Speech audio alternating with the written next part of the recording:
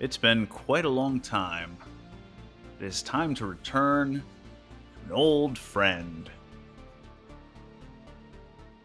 I don't know how long it's been since it's actually recorded any campaign footage with commentary on it. It's been at least 3 or 4 years. I recorded hundreds of XCOM 2 videos with campaigns from modded stuff. And I uploaded a lot of them to YouTube before I moved across the country. But that was in 2022. Some of that stuff got uploaded. Much of it hasn't, at the time of this recording, but maybe someday it will. But after a couple of years of hiatus, I came back to this game recently to discover that it had been reworked yet again. If you're in the dark and you can't read, this is XCOM 2 War of the Chosen, but this is a heavily modded version of the game. So, let me just check a couple of settings. So, the last campaign that I did, that I completed, was in a version of this game that was colloquially called TedJam. It was, imagine the Long War of the Chosen expansion took the XCOM 2 base game and the expansion War of the Chosen, heavily overhauled a lot of the main game in terms of its structure and enemies and all this other stuff. And now we have this version of the game that, with TedJam, added all kinds of new enemies, all kinds of new weapons and character upgrades, even a new building that you could put in the Avenger, and a bunch of other stuff. Too many things for me to list them all. Then I discovered that there was an add-on called the Requiem Legion that I'd never heard of, but that supposedly made the end game significantly more difficult. And so I added that, and I played a campaign with that. Now, the campaign turned out to be kind of unbalanced because, on the one hand, yes, those Requiem enemies are really tough, but on the other hand, I had a lot of mods installed that were apparently not part of the official TedJam collection, which I didn't even know that. Once you get past a certain number of mods, it's hard to keep track of what's what. But they kind of unbalanced the game in my favor a little bit towards the end. I did 2 campaigns on Requiem Legion. I lost the first one I did in part because I just didn't have the kind of meta knowledge about the game that might have been necessary to develop better strategies. But I won the second one, and that was where I left the game. And I have now learned that there is a new version of the game called TedJam, which is based on the guy who's the mastermind behind it is nicknamed. I don't know if it's based on I don't know if his real name is Ted or not, but his alias is Tedster.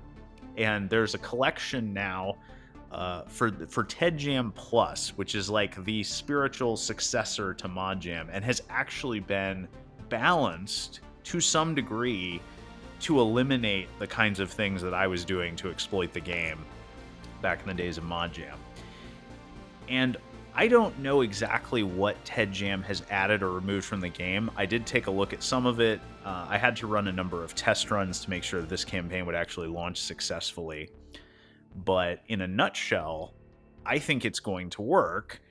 It also looks like a number of mods, so I didn't know this, but some of the TedJam mods that I had already been updated for TedJam, but some of them hadn't. So there were compatibility issues, which it would explain some of the wonky bugs and exploits and other things that I was experiencing during my campaign, the last one that I completed. So the bottom line is I stripped out probably 250 mods, reinstalled all the TedJam stuff from the associated collections, the official stuff, and we're going to do a run-through here, playthrough, to the extent, we'll see how far I get. Obviously, we're doing Legend at this point. I have literally thousands of hours of XCOM 2 under my belt, so that's the only appropriate difficulty. Now, this menu is a lot more packed than it used to be. So we're gonna start at Reaper HQ. I'll talk about that in a minute. So here's some of the stuff that is different. So we have Requiem Legion on. So we have Golden Requiem, which changes the enemy squad composition on a few of the story missions. Now there is a Merciless Alteration, which activates Requiem's hard mode. This gives some of the Requiem enemies additional abilities. I think it changes their AI, but I don't know what else it does, and eventually I want to play with this on and try to win a campaign, but I think there's going to be enough stuff for me to learn or relearn in this campaign without doing this. The Requiem enemies are tough even without this added. I did not have this enabled in my last campaign. I don't know why this is checked. Braced endings, enable special. So I actually want to play with this. I don't know. This is the Requiem traits system. I don't know how this works, and I have not been able to find consistent information about it. So I just want to see what it is. There are not, like in a whole campaign of XCOM 2, only probably between 6 and 10 soldiers that I play with ever get negative traits. So something that adds more traits into the game, to me, just okay, like sure, let's make the game a little more interesting. I'm okay with that. We're gonna play with impermanent injury on so that I can remove those traits in the infirmary if I choose to do so, because again, I don't really know how these work or how debilitating they're gonna be or what they add, so this will give us a little flexibility for dealing with that. This is enabled by default and has to do with how the Requiem enemies work. Scamper Exhaustion basically means that if you activate a Requiem enemy on your turn, and it's an enemy unit that gets a reaction when it takes damage the first time, which most Requiem units are like that, it won't get the reaction after it takes its Scamper move. So this is kind of creates an incentive in the playstyle to engage Requiem enemies on your turn, rather than just like Overwatch camping and waiting for them to kind of come into your line of sight. And I like the way that changes the incentive for how to start engagements. And I also think that it's a useful kind of balancing mechanic, because some of the reaction mechanics that the Requiem units do feel pretty cheap.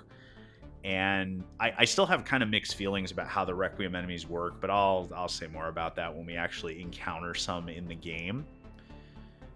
Now, some of the stuff I'm leaving off, I've never played with the Peacekeeper hotline, but this just sounds like a level of RNG that I don't want to deal with. Like, it just says, being seen by hostile civilians has a chance to cause additional adjunct Peacekeeper. So it doesn't say what the percentage chance is, which is never ideal to me. Like, so I have no idea how much more difficult this would make some of the guerrilla op missions, but what this would do in practice to me is it just means that I would be more incentivized to throw rogue grenades on civilians or do other things to take them out, which I don't really want to. I mean, collateral damage sometimes happens on these missions, but that doesn't seem like something I want to be bothering with.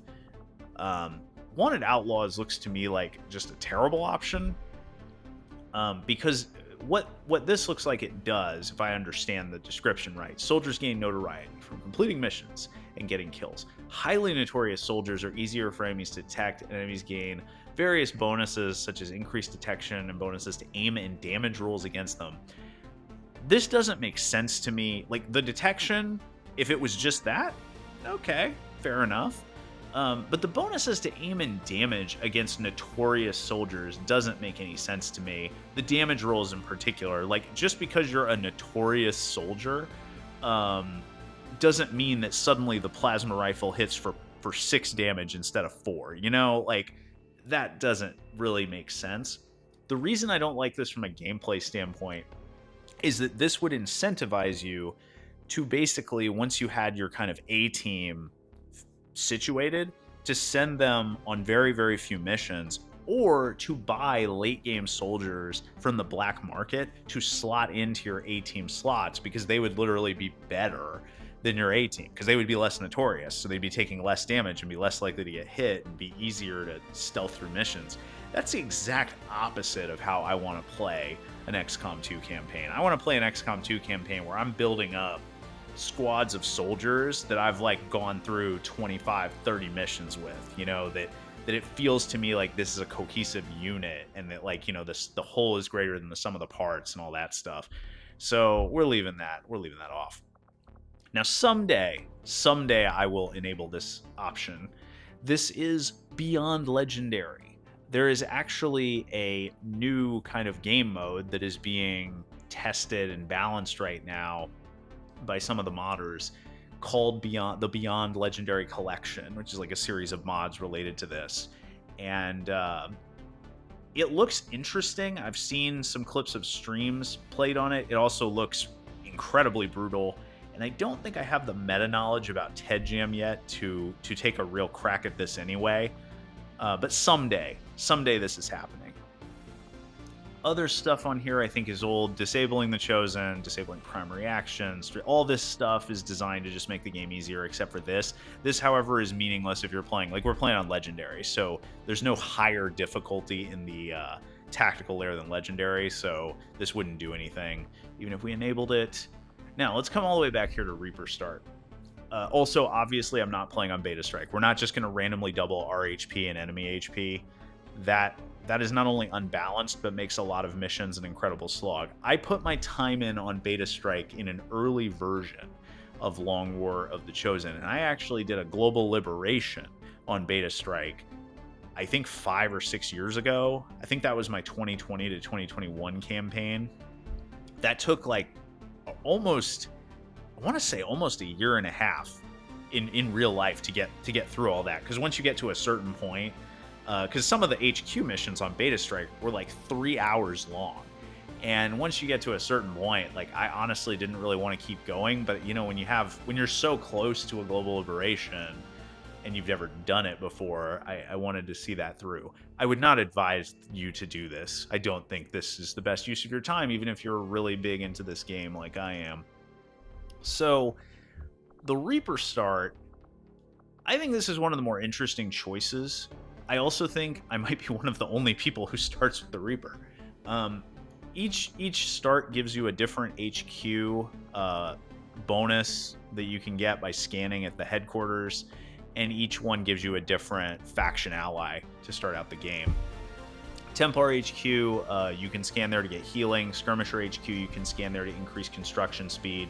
And Reaper HQ, you can scan to get intel. I don't find myself scanning at any of the HQs for very long in the early game, no matter which one I pick. If there was one that was best, I'd say it's the Skirmisher HQ, because getting some of the buildings up a little bit earlier in the game can accelerate your progress. Templar HQ is only useful if you're taking a lot of wounds on missions, which early in the game, if you're taking a lot of wounds on missions early in the game, probably best to just restart the campaign, honestly. Like, that's not a good sign. But the reason I like to start with the Reapers is because, one, I think it's the lore start.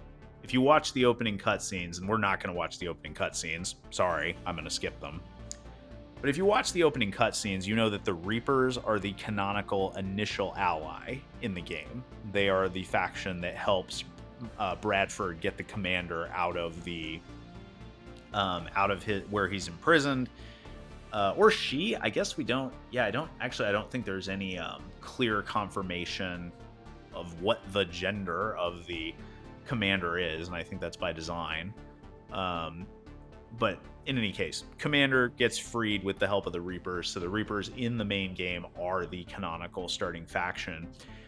But the other reason is more tactical, which is that the Reaper has the ability to go in and out of stealth an infinite number of times on a mission using Shadow. The only thing that prevents you from doing so is the cooldown associated with the ability. And having an extra person who can go into stealth early in the game is super valuable, because early in the game is when you need to be able to go in and out of stealth. You're not going to have a lot of classes that have stealth mechanics. Your first 5 or so missions, one of the main goals in building up your squad is to get characters that have an ability called Phantom. which means that when the rest of the squad gets revealed, they stay in concealment. Until you have that, certain mission types are really, really tricky, because some mission types you have revealed starts, where if you don't have somebody in Phantom, you just don't have any concealment or scouting of that sort at all.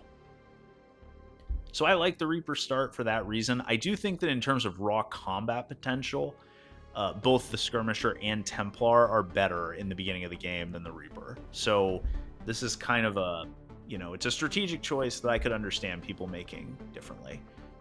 But anyway, I'm going to double check, make sure that we have, so we're doing Requiem traits, we're keeping Scamper Exhaustion on, we're doing Golden Requiem, we're starting with the Reapers.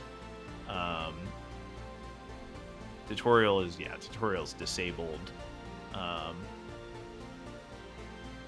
Because I will talk a little bit about the Long War of the Chosen mechanics when we get on the Geoscape. That'll be in the next episode.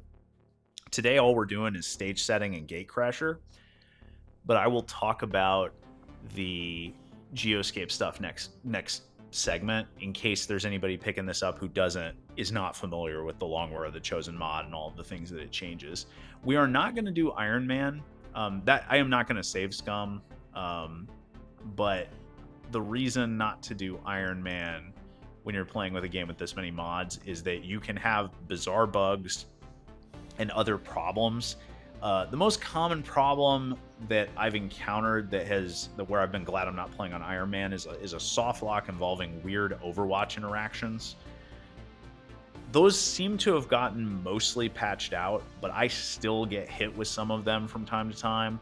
There can also be cases, though, where you just run into bizarre stuff where stuff doesn't interact the way it's supposed to, and you want to be able to reload a save to undo like a mistake that you made that should not have happened, but the game didn't the description of the ability didn't match what happened or something like that. I'm hoping I don't have to do that at all. Like, I'm not planning on save scumming at all. I'm planning to just do this as I'm approaching this campaign as a learning experience. We're going to learn more about TedJam. We're going to see how it goes. If I manage to win the campaign, that's great. But my success rate on Legend in Long War of the Chosen historically is somewhere right around 50%. And doing with the Requiem enemies and with, the TedJam changes. The biggest changes that I think are going to affect what I do is that some of the classes I was playing with previously don't exist in TedJam. There are a few classes that I've never seen before that apparently do exist in TedJam. And there are a number of classes that have been radically overhauled to where their skill trees are completely different than the skill trees that I had in the last campaign I did. So there's going to be a lot of stuff in terms of squad composition to rethink.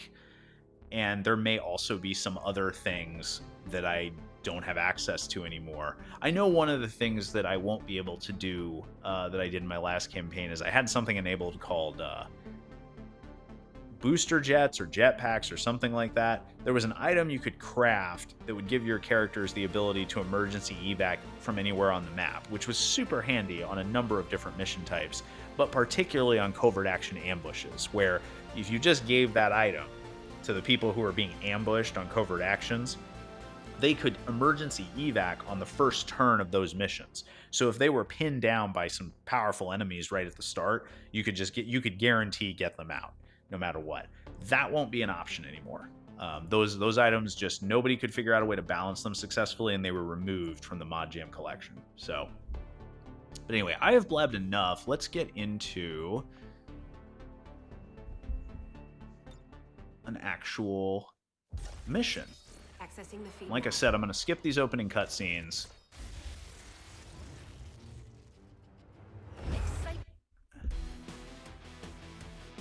And now we get our good old 80s music kicking in. This is from the Tactical Legacy Pack, and no matter how many times I hear this, like, it's just always a good little pump up. Now, in TedJam, the start is different than normal, and you'll see when we roll out our squad here that it isn't the same as, okay, well, it's not a helpful camera angle for seeing who we have. Okay, we have. Is this a? This is a frost necromancer. What are we? What are we looking at here?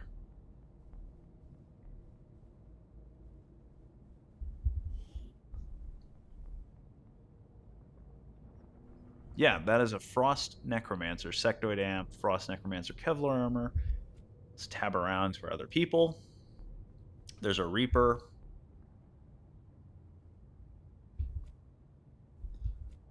57 aim, 61 aim, 73 aim. You, I don't recognize you. So this is our Advent. He's a Raptor Commando. This is our Advent Defector. He has sustain. That's a really good ability at Squatty. And a... Oh, he's carrying a med kit. That's not an innate ability. 50. We do not have good aim on our rookies. Our highest aim on one of our rookies on this mission is 66. So, all right. But I think we got some pretty good. That is an ability that does not require. That's not an aiming ability. That's a psionic frost causing ability. You may also notice we are in the tunnels. There was a time when tunnel maps were essentially removed from the game. Well, maybe this is Subway. I don't know. Doesn't matter. Let's get rolling here. I don't know what this guy can do. He's got the... Oh yeah, this is the unit from Advent that usually when he activates, he uses this move and like jumps into full cover in some inconvenient position. Come on. All right, let's get moving.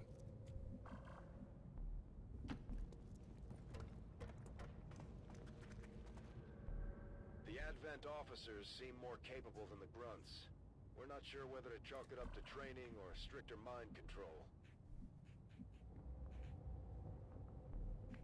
The game's volume, for some reason, took a nosedive here. So I'm turning it up on my end a little bit.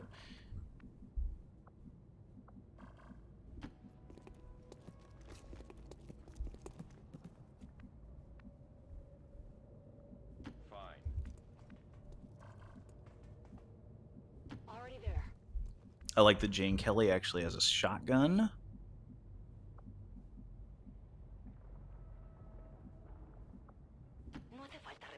That was a misclick, but probably a meaningless one.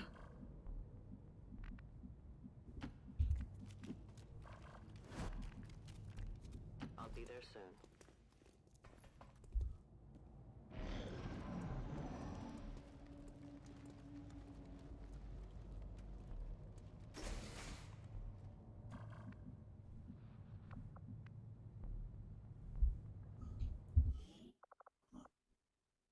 Audio is still not coming through the way I would expect.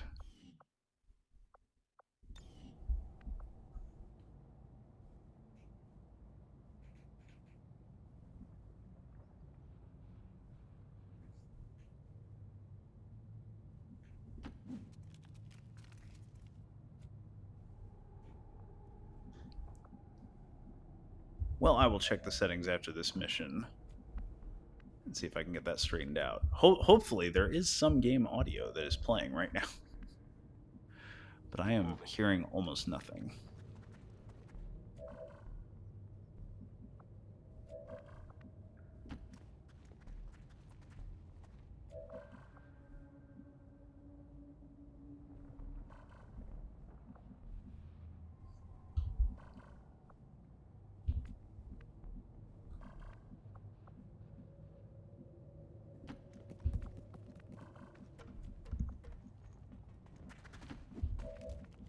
I do hope those guys don't just totally run away. I'll be swift. This is in my opinion, the strongest group of enemies on the opening. I mean, I don't know. The other group, there's 3 groups on this opening troop column. Yeah. One of them is just a sectoid and a trooper. Double time. The other 2 have 4 enemies each. But I think but this one, the 2 troopers are not problematic, but the drone and the officer can be difficult to deal with.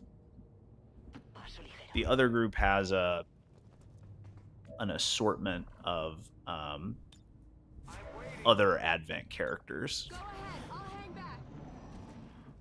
Oh, yep, they're going deeper in. All right, well, that isn't ideal. I should have checked to see what grenade. Ooh, we have an AP grenade on Joanna. That's very useful. And you have an AP grenade. 2 AP grenades is surprisingly good. What is going on here with this map parcel? There's no cover here. It's just a pit. Not a fan of that. All right, we're going to try to path carefully so as not to activate. Ooh, I'm a little wary of doing that, though. Let's just... If you played XCOM 2 for any significant length of time, you know that there can be some wonky stuff that happens with line of sight.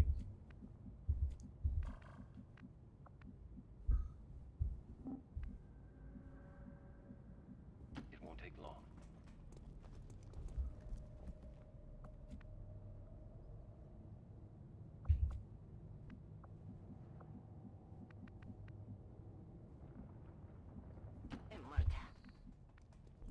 Do we just leave them up there, maybe? Running. Yeah, we'll leave them up here for now.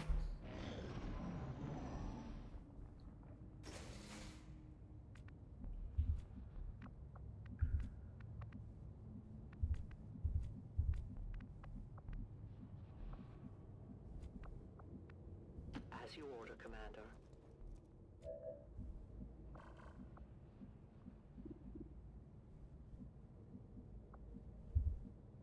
I will reposition.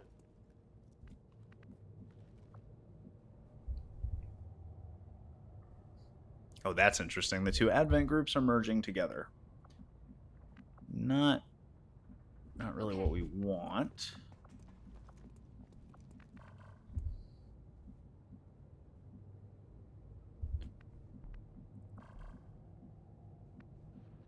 Understood. Go, go, go. Me dirijo allí.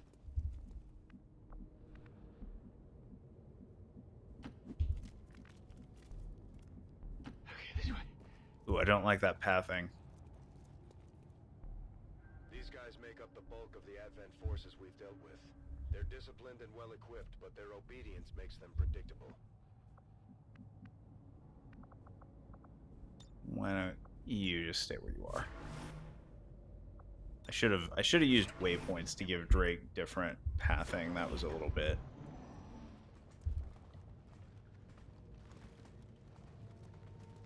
Oh man. They are really trying to bait me. Look at this guy. Come on, man. They are really trying to bait me into a multi-pod activation here, and they might succeed. This would be fighting all 8 enemies at the same time. But this is... I don't think that's a good idea. But I'm also not sure. I also feel like it's probably not a good idea to just... But these guys feel like they're coming this way. Like, I don't know what those guys are doing. Let's wait one more turn. Let's also... The commando will probably be in a position where he can shoot somebody from here. So let's overwatch all you 7 that are over here. Oh dear. Oh, are they coming down the ladder? What if these guys come around right here? The game is desperately trying to bait me into activating all 8 of these enemies. Please make a right. Oh, they didn't. Are they not active though? Like, are they not activated? I feel like I have to do something here because these guys are going to probably come through, or at least it feels like they are.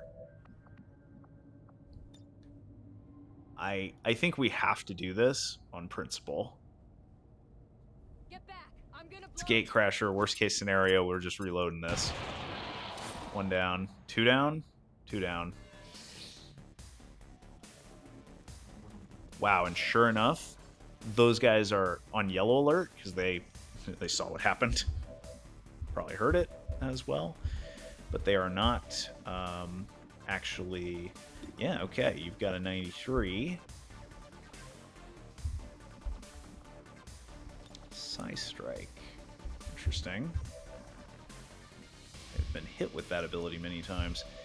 Okay, so the first thing we're going to do, though, is we're going to take Joanna. We're going to go into Shadow here. Oh, we got to destroy the drone, don't we? If we want to make an easier move this way, probably want to destroy the drone. Let's take our shot here.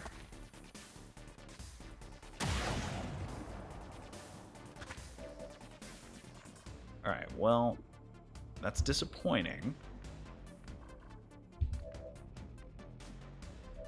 But I can live with it. Let's move here.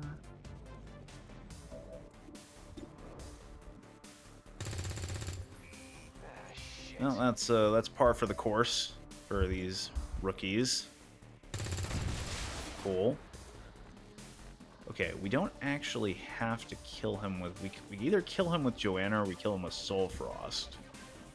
But I think what I would like to do... I'd like to raise a zombie, but I'm a little bit worried about...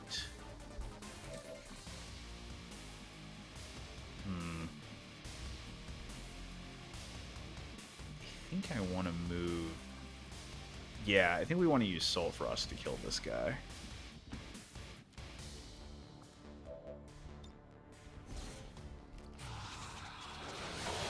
Joanna's got that AP grenade. And I think we want to move here. Grab the loot. There's all these guys. And I think they're going to move. I think they're going to come through this door. I don't know what I can do about that exactly.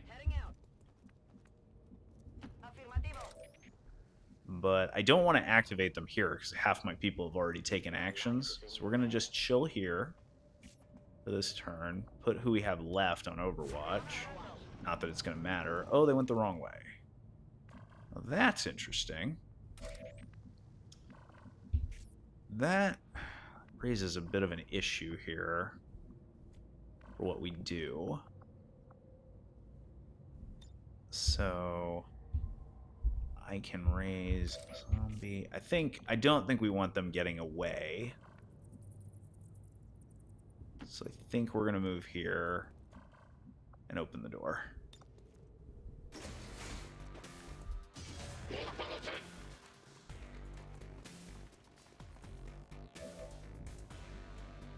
That's not the most convenient scatter, mostly because of the sentry. How does this raptor jump work? Where can we go? What can we do? What would be disruptive to them? And who's the big priority here? That seems like a good opener. Not in terms of the damage output, but at least in terms of who to target.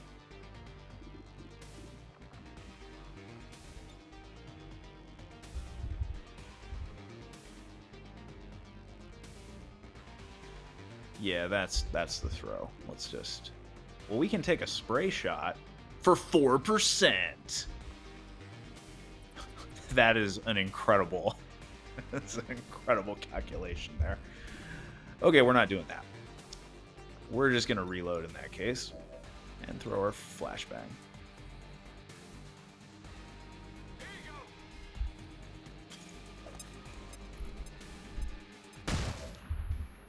Alright, now you might notice, by the way, this thing up here. I didn't used to play with this, and I didn't play with it in my last campaign, but it's been changed. It's been updated. The last time I experimented with it, after a mission or two, this actually got replaced with, like, images of the soldiers. So we'll see if that happens again. I'm not quite sure how it works, but what I like about it is it tells you how many action points you have left with each character in your squad, and as you get more than 8 people, this becomes scrollable, so you can see how you're doing with everybody at once. It's very handy.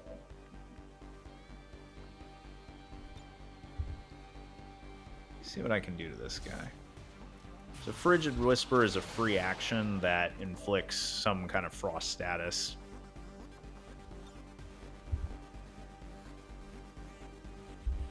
It would be nice if we could take out this gunner, I think. So Joanna could come... Oh, that's risky, though, because what if the sectoid group is right there? That's a little risky. I'm not sure how I feel about that. But it would be nice if we could take out the gunner and then resurrect his body to distract the other characters.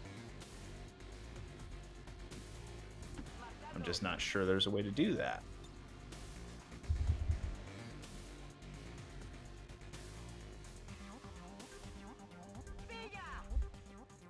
Let's see what we get for damage on that frag. 2. Not really what you hope for there. Is there... Are all of these... Usually there are some broken windows here, but it doesn't seem like we lucked out that way. I am probably still moving here. This is full cover.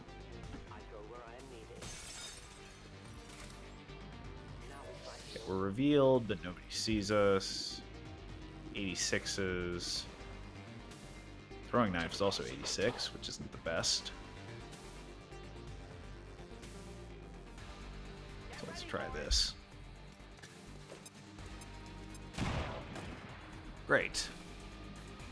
Okay, so I believe that will free up Jane Kelly to just take a... Well, what about the shotgun? Oh, no, that's worse. Right, so we're gonna do this.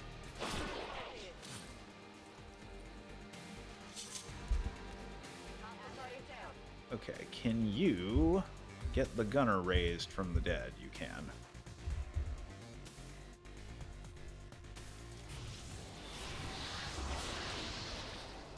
Having that ability available to us this early in the game is pretty great. Alright, go on Overwatch. Is anybody left?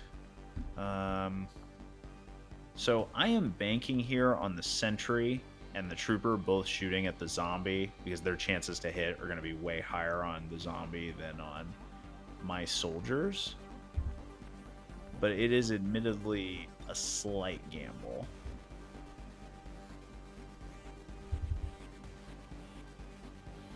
Let's... I'm trying to see where I could side jump to that would be... I don't want to give the sentry... I don't think the sentry can... he's disoriented. He's not going to be able to get a flank shot here. But I want to try the side strike on that trooper. 100%. Really?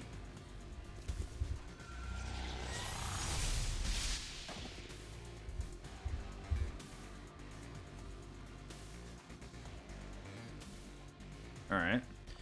So with that done, Orin, you're going to come over here. Get in position to flank him next turn.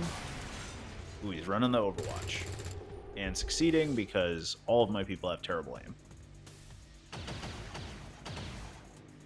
Good luck, zombie. Well, they did. They both took the shots we wanted them to take. So, yay for that.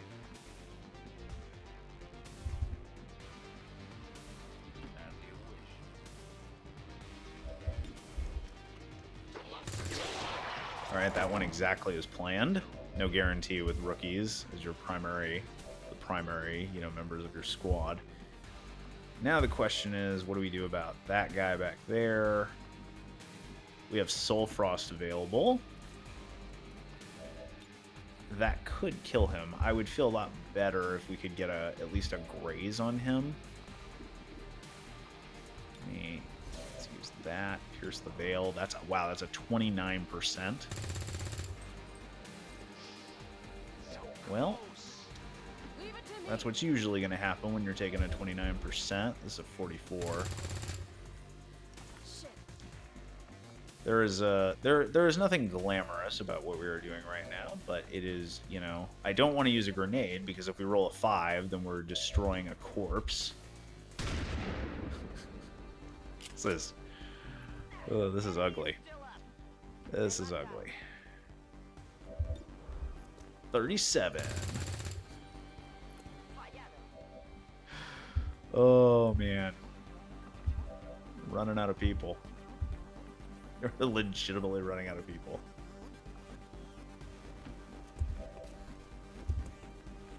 Can Joanna take a shot? She can, but I'm not taking a shot from half cover. That ain't happening. Swing and a miss. Alright, Sectoid, it is up to you. Please roll a 5. He rolls a 5. Okay. Sure. Sure. That makes sense. That's the XCOM 2 experience that I remember. Moving as ordered. Alright, no more seriously though, even if he hadn't killed that guy, every single person was gone. He would have had 1 or 2 health. Probably he retreats to the sectoid group. My life is in your So it's not like I feel there was a huge risk there. You go.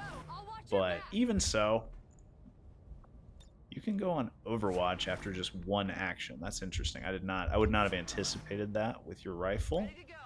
Affirmative. Covering now. Vuelvo al combate. Ven y verás. Okay, this way.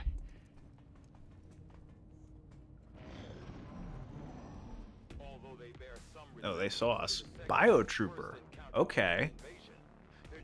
That's an interesting corpse to get on this mission.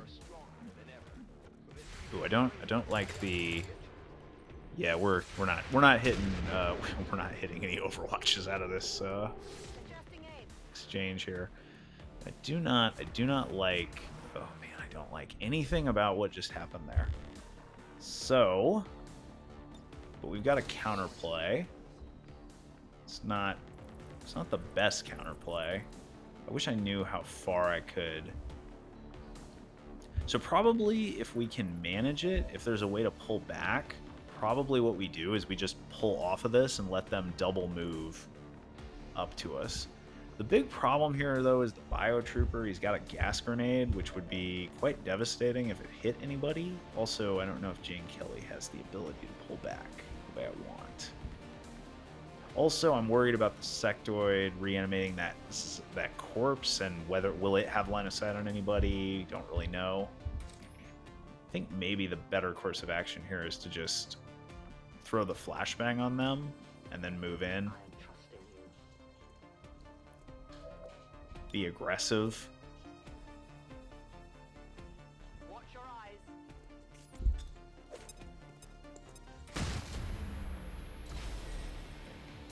Okay, so there's not going to be a gas grenade. There's not going to be any mind control. Unfortunately, we cannot get up there. We've used our AP grenades, so we need to think creatively here for how we deal with this situation. Okay.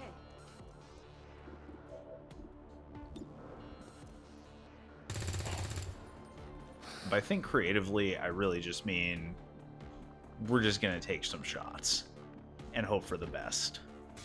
If only Psy Strike was available.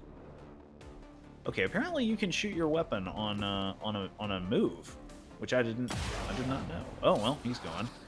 So if we can get lucky with a couple of full cover hits on the sectoid, this fight is over. Heading out. Or rather, if we can get 1 good grenade throw on him. A little bit wary of doing this because Jane Kelly's sitting here in half cover against even disoriented. That's not a great proposition, but if you can just get like a 4 or 5 here. That is not what I expected to happen, but was quite hilarious. The only issue is now I can't get line of sight on him for the finishing attack. So what is he gonna do from there? He's got 6 mobility, which I think means he can move here, which is unfortunate. because that means he can take a low percentage shot on Jane Kelly. So that's not ideal. But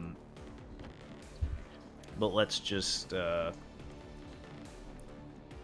not really... Yeah, there's not a lot I can do to prevent that. So I think that what we do here is just... Let's avoid giving him any easy shots on the important people and see what he does. Disoriented. Oh, he overwatched. Interesting. I don't think that was a smart move, though. I'm probably going to give this kill to the Sectoid, who's already the MVP of this mission. You can just flashbang him to remove that overwatch. Oh, we could have Jane Kelly run in for the dash, the melee attack. I wonder who it would be better to give the kill to. Some people try to stack on Gatecrasher 5 of the 10 kills that you get on the same soldier to get an early promotion. I don't care about that because for reasons I'll get into next episode, I play a broad strategy at the beginning. I try to disperse my experience in the early game across a lot of soldiers to get a lot of people out of that rookie and squaddy status. That has some significant advantages and some significant disadvantages, so it's more of a playstyle choice than anything else. Let's see, Jane Kelly already got 1 kill. Man, but but the Sectoid's already gotten a couple as well. I think we'll give it to Jane Kelly. Let's get in there.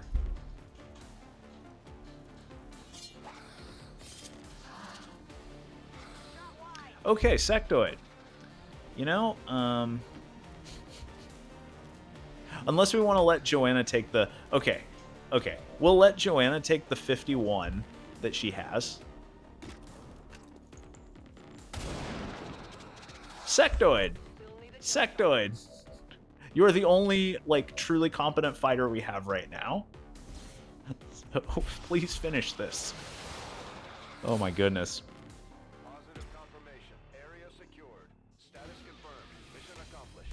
For a flawless mission, I would love to know what our hit percentage was. Because that felt absolutely terrible. Oh. I shouldn't be surprised, though, because when I went through the aim of all the characters, I mean, the aim across almost every character we had was awful. It's actually kind of worrying for our future missions here in March.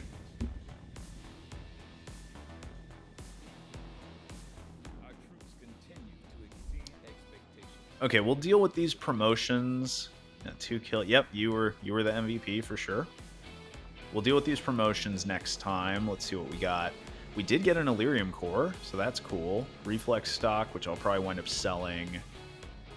Probably sell the hyperreactive pupils as well. Getting a Biotrooper corpse this early is interesting. Usually this is a Frost droid. That's the most common thing I've seen on this mission. So the others are all set. It's going to be 6 trooper corpses. It's going to be 1 drone wreck. It's going to be 1 officer corpse, and then the game gives you a bonus one because you need an officer corpse for storyline reasons. And in the past, it was possible to basically waste it by accident, and it would slow down your progression. So they give you 2 now, even though there's only 1 on the mission, and 1 sectoid. But this can vary, and my most common enemy I see there is a Frost droid, which is just a turret, which gives you, I think, a turret rack. I've seen a Frost Trooper as well, but yeah, Biotrooper, nice little add-on, nice little pickup. 2 of the rookies have already bonded, so that's interesting. And I'm gonna go ahead and knock out these cutscenes real quick, but I'm not gonna make any choices yet. I just want to get these out of the way so that we're not running through them next time. Okay, so now that is done, next time I will explain my early game strategy. Looks like we've got the upper left here as what is available. I'll explain my early game strategy, and we'll divvy up some promotions and talk a little bit about squad composition and how I'm going to approach that in this campaign. And then we'll send people out for the next set of missions and go from there. But I mean, we had a flawless gatecrasher, but that just felt terrible. I do want to check one thing before we sign off, which is just to look at the aim stats of the people in the barracks and make sure not everybody is in like the 50s and 60s. So we have 73, 74, 71, 75. Miranda. Okay. All right. Jensen is another 70. But the people we had on that mission... were 66, 57, 61, 58. And then even amongst our promoted people... Yeah, Joanna only having 66 aim. That's not great. I would really prefer my Reaper to have more than that. That pretty much guarantees, unless her skill tree has been changed, that we'll be doing the Shadow Grenadier build. But that stuff, those are questions to sort out next time. We're through Gatecrasher. It wasn't the cleanest, it wasn't the prettiest, but we got it done. We didn't take any wounds. We're suitably positioned for our second session. So I will see you all next time.